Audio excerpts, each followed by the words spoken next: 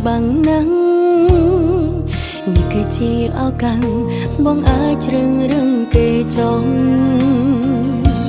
ព្រោះបងអាចលំបាកក្នុងការថែបេះដូងស្មោ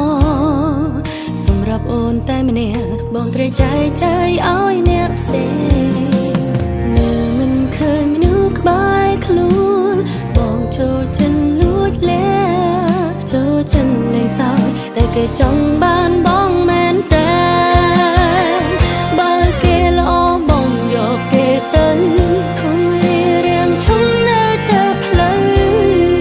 ធ្វើតាមចិត្តបើធ្វើតាមដងរើកាបងចង់បាន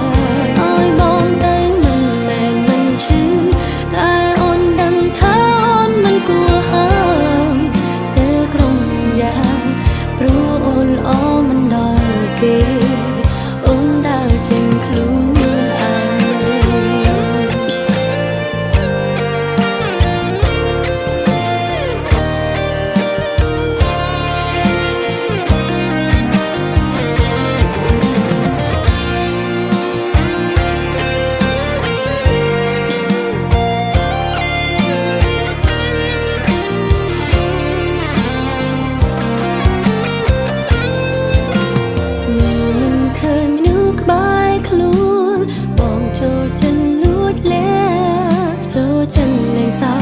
គេចង់